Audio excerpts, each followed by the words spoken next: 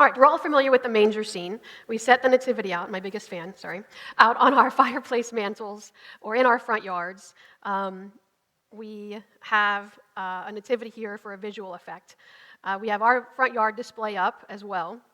It's the reason for the season. Maybe you even visit live nativities this time of year. We all know Jesus was born in a manger, but have you ever really taken the time to ponder why? I mean, couldn't it have been in a bed or in a cave they were traveling, so on the side of a road or a tent, or even on the flip side, it could have been a temple or what we would consider a castle in those days, right? A manger is already strange enough, so why a manger? Our text today is in Luke 2, verse 7, and it says, "And she," speaking of Mary, "gave birth to her son, her firstborn. She wrapped him in swaddling clothes and laid him in a manger because there was no room or place for them in the inn." So we know there was no room, but again, why no room? It's such a common story to so many of us, and have we ever really taken the time to wonder these things? Why a place that livestock eat out of?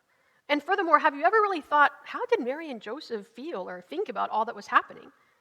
So I invite you today to journey with me in the shoes of Mary and Joseph and really consider the impact of this location and environment as the birthplace for the King of Kings. Are you going to go on the journey with me? Like you have a choice, but thanks. No, I'm just kidding. So it for sure seems, though, like a terrible, horrible, no good, very bad Christmas situation when we have a pregnant woman about to give birth and there is no bed. So let's discover, what does the manger mean to us today? Majority of the time when we experience the first of something, it's exciting, it's anticipatory and emotional, it's all the things, right? And when we can, if we know it's coming, you better believe we're planning and preparing. We're hoping and praying for the best. If it's a dream vacation that you finally get to go on, you're looking up, where are we going to eat? What are we going to do? What are we going to wear? If it's the start of a new job, you've researched that company and tried to figure out, how are you going to contribute? If you're purchasing a home for the first time, you're figuring out what is it that you want and researching the schools in the area. If it's a milestone event, a graduation, a prom, a quinceañera, a wedding, you're planning out every detail and figuring out what to wear and hoping for the perfect weather. And if it's the birth of a child, particularly your first child, you are no doubt planning and preparing, besides maybe freaking out a little. No, just kidding.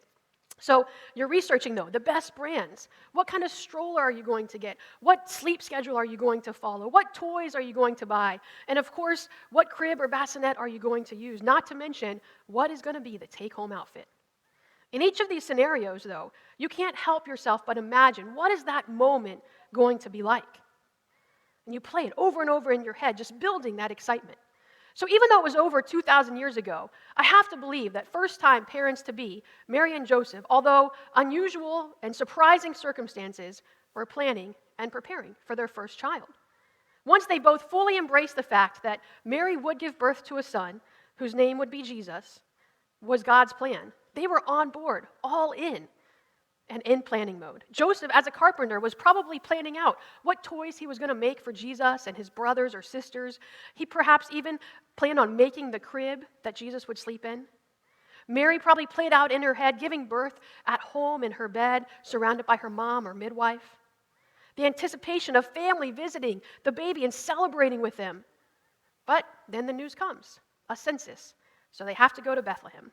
Another surprise that was not a part of their plan.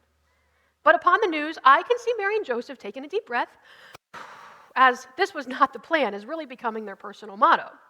As Pastor John shared last week, Mary and Joseph had grit. It's not ideal to travel right now, but it can be done, and what other choice did they have? Now, any journey for an almost full-term pregnant woman, for any of those of you who've been pregnant before, is going to be uncomfortable. I was just fully pregnant 3 months ago, and I could barely endure my 15 to 20-minute car ride to work, and I had a car with heated seats and air conditioning, yet alone a woman about to give birth on a donkey for 4 to 5 days. It doesn't matter if it was hot or cold. It was probably unbearable. And so on that journey, I can't help but wonder, what did Mary and Joseph talk about? They probably chatted about their hopes and dreams for Jesus and their future children, perhaps. Mary might have shared about the birth of John and visiting Elizabeth. And they probably even talked through, when we get to Bethlehem, where are we going to stay? What are we going to eat? Who's going to do what? I also bet, though, there were just treks of silence, which they both pondered in their hearts. What did the angel really mean when they said their son would save the people from their sins? They probably just quietly reflected on the last 9 months overall.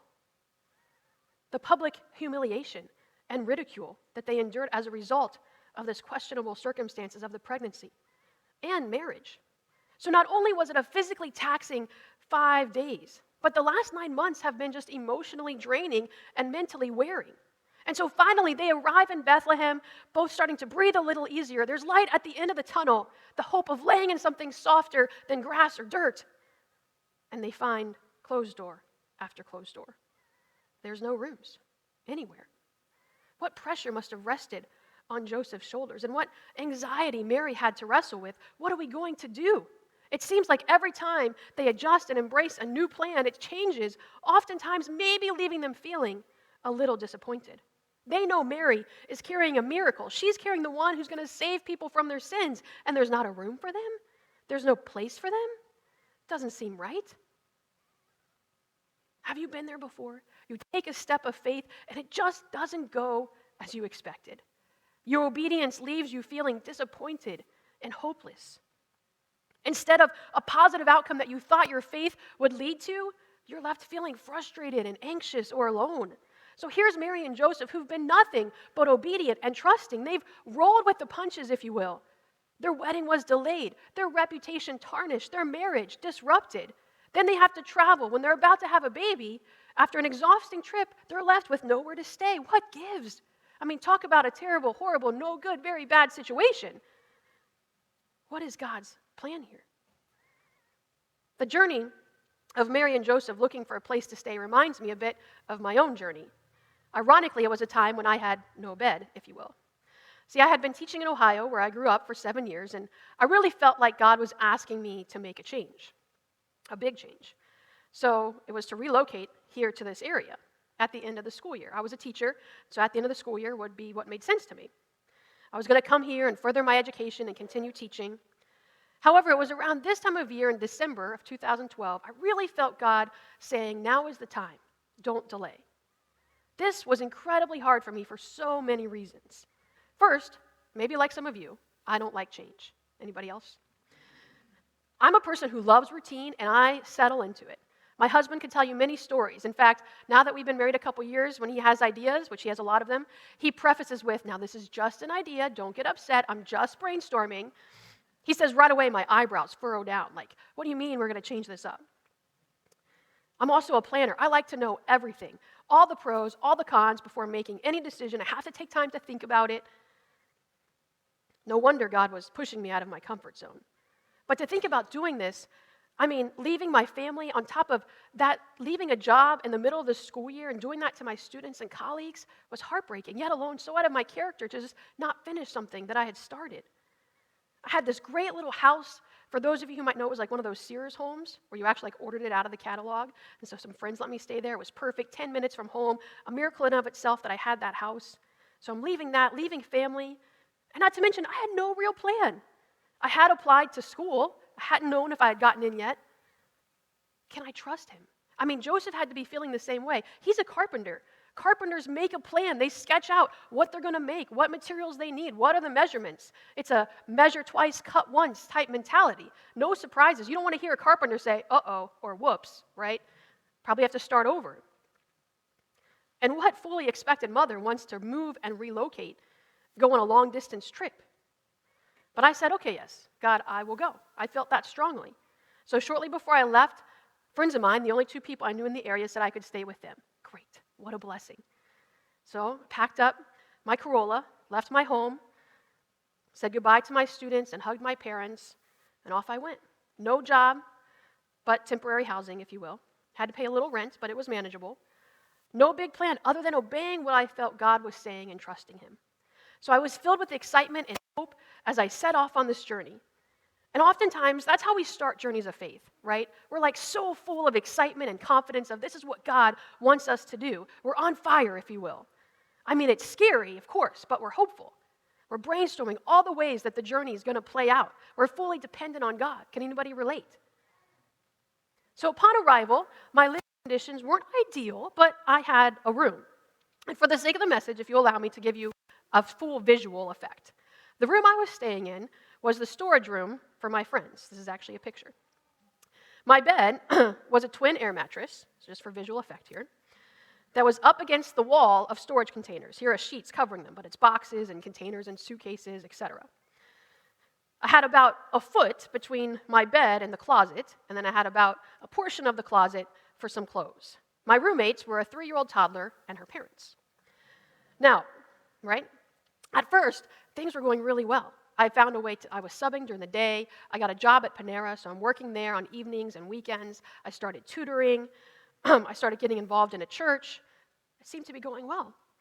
But given the tight living conditions, I often found myself by myself at Starbucks or the library doing homework, filling out job applications. Sometimes I just sit in my car or go for a walk to listen to music or talk on the phone just for some privacy, but also because I didn't feel super comfortable at my friend's house. It just wasn't home. I was grateful, but still not home. The excitement of my leap of faith was wearing off, and the reality was weighing on me. And to be honest, my closeness with God was not like it was at the beginning. And that's kind of how life goes sometimes. We step out in faith, but then reality sets in, and we start to wonder, was this the plan? Did I hear God right? I mean, Mary and Joseph had to be asking the same thing along their journey. Like, you saw the angel, right? You heard? Yeah, okay. We're supposed to go to Bethlehem, right? This is what's really happening. There's no room. Like, just checking over and over, like this was the plan. And so I'll never forget, one night, I made my way to my room, literally sneaking in. I'd closed at Panera, so it was probably 11 or 11:30. And I sneak into my room, not wanting to wake anybody up, and I'm just exhausted, physically spent, mentally drained, emotionally spent, spiritually dry. But when I left, I was feeling so confident that this is what God wanted, but now I'm just feeling so tired and overwhelmed, tired of working 3 jobs and barely making ends meet, tired of going to school and just having things to do nonstop. There's no time to make friends or have a social life. You're just giving. Tired of budgeting money so carefully while still accumulating debt. I mean, I left a job that I loved where I was making way more than minimum wage. I was back at the point where literally I was like, okay, if I eat Chipotle, that's about an hour's worth of work, so can I manage that this week? Tired of coming to a place each night that just didn't feel like home. And that night, as I laid on my air mattress, my nose against the storage containers, I just began to weep. I just began reflecting on all that I left, honestly. Here I was, accumulating debt and working harder than I ever had before, just feeling alone, sleeping on an air mattress every night, feeling disappointed. Have you ever felt like that before? You're just tired. You're giving it your all, and you're still just not where you thought you would be or where you wanted to be. You've stepped out on faith, and it just seems like God isn't holding up his end of the bargain. What do you do when you feel disappointed? What do you do when you feel disappointed? Do you cut God out? Do you keep yourself busy? Do you separate yourself from friends or family or church? Maybe you start comparing your situation to that of others, kind of like I was doing, comparing what I left. And so before you know it, you're just exhausted. You're depleted. There's nothing left for you to give. When you get to this point, you're what I call soul tired. Not so tired, although that too, but just S-O-U-L, tired. You are just exhausted mentally, physically, emotionally, spiritually. And you know you're at this point because you can no longer fully recognize the voice of the Holy Spirit in your life. The path that you thought God wanted just doesn't seem or feel right anymore. And the faith that fueled you has diminished. It's like, where is it? The things that used to bring you joy now seem like such a burden and a weight. Things aren't going according to plan, and you have nothing left to give. Here's Mary and Joseph being told there's no room. In their exhaustion, in their confusion, even after all their faith, all their obedience, they have to be left whispering, God, where are you? We're carrying your son. Then they're brought to a stable? Really? Like, just put yourself in that situation. You want me to have the baby here? They have to have said or thought, this can't be the plan. How can we do this? This isn't what we imagined. We imagined family, grandparents, jubilation, neighbors clustered outside to celebrate with us. That's how we thought it would be. But now, who will celebrate with us? This doesn't seem right. There's no midwife. There's no bed for Mary to rest her back. We just have a blanket from a tired donkey. Did we miss something, God? Did we mishear the angel? I mean, wouldn't Nazareth have been better? At least there we had a home and family and a job. Here we have what? A stack of firewood and a tired donkey? There had to be a time where they were feeling soul tired, just empty. In my situation that night, I remember as I was weeping, I started to pray, and I just said, God, where are you? What am I doing here? Maybe you've been there, maybe you're there now, where you're just like, this isn't what I thought. It just feels like you're nowhere. I remember God saying, you're looking at it wrong. I'm not nowhere, but I am now here. I'm not nowhere. I'm now here. And as I wept, I realized I had gotten so caught up in the actions of faith that I forgot the purpose of relying on Him. I was so focused so much more on the plan and not the planner. It's so easy to do. It happens before we know it. Mary and Joseph must have asked, is this how God enters the world? I mean, okay, the questions about the pregnancy, we tolerated. The trip to Bethlehem, we adapted. But why a birth in a stable, God, in the middle of nowhere? And had they said that or thought that, I think God would have said to them, you're looking at it wrong. Jesus is not being born nowhere. He is now here. I am now here. God in flesh, Jesus, is now here. And that's what matters, exactly where He was prophesied to be so long ago. This is the plan. The planner had a plan, and this was it. It's like Romans 8:28 says. He is working all things. Everybody say all things. For the good of those who love Him. If it's not good, He's not done. We have to remind ourselves of that. So, might it be then, when our situations look more woeful than wonderful, that God is still at work to make it good? This is why we don't have to understand the plan fully to trust God has a purpose. Proverbs 19:21 says, many are the plans in a person's heart, but it's the Lord's plans that will prevail. The Amplified Version says the ending, it's the Lord's purpose for him that will stand or be carried out. I thank God that He has a purpose. Our disappointments don't stop God's purpose. People's opinions of you and of your situation, they don't delay God's timing. Our insecurities and experiences don't hide God's hand. The master planner, the ultimate visionary, God, sovereign in all things, He sees the whole picture. He is the beginning and the end, and He loves us with an everlasting love. He never leaves us nor forsakes us. And it's through these promises that get us from the woeful times to the wonderful times. Why did Mary and Joseph have to experience everything that they did? Why did I have to transition to Virginia the way that I did? Why the difficult times? I'm sure you've asked this. Maybe you're asking that now. What's the point?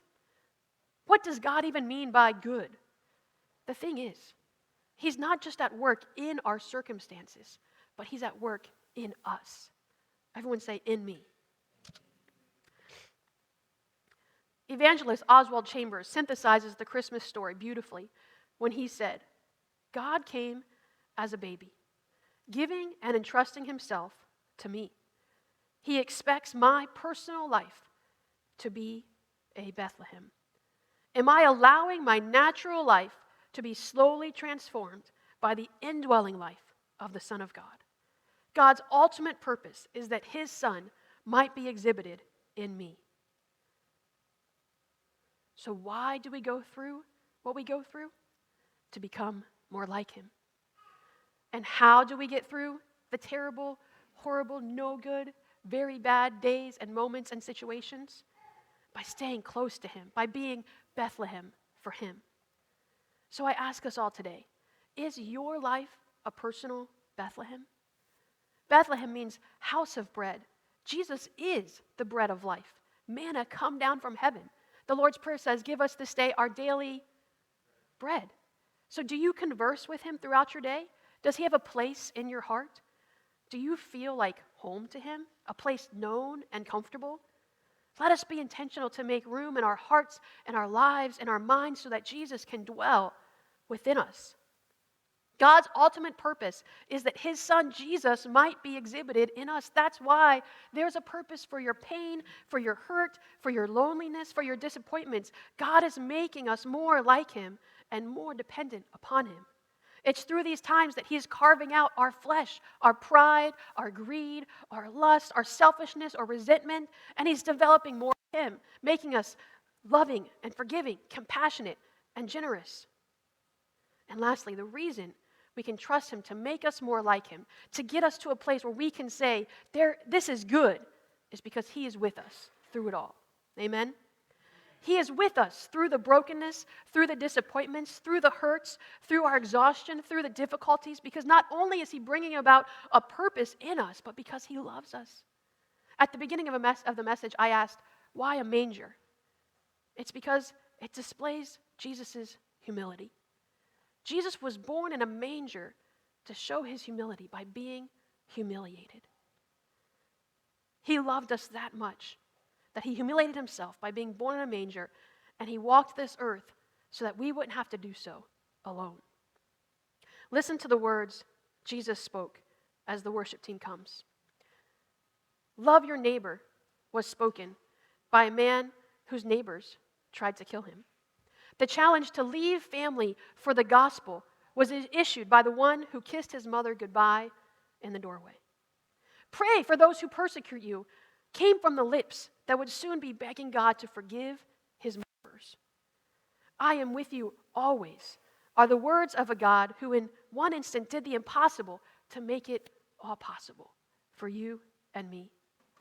You see, throughout his life, Jesus experienced rejection and loneliness, disappointment, temptation, all of it for you and for me. You see, when I was feeling woeful in this situation, I couldn't see the big picture. God doesn't always show us the big picture. He gives us piece by piece so that we're trusting him along the way. But now I can look back and see God was at work, not only in me, but in my circumstances. He was definitely carving out some pride, carving out some selfishness. He was making me more humble and generous and compassionate and dependent upon him. I look back now and I wouldn't trade that for anything. Now I can see through that time when I started subbing, it was in Arlington Public Schools, which is what allowed my career to flourish over time. Before I knew it, I was teaching. God gave me such favor with the people there. And then I was an assistant principal and then a principal. It was such a fast track, faster than I had ever expected. Not that I was looking for that. It's just the way God's timing went. I was principal at Ashland Elementary School. And what you know, that's where I met the Eckroats. 7 years ago? And now I can see we lost connection. And now we've come full circle and are connected with them again. It was also working at Ashland that I met my handsome husband.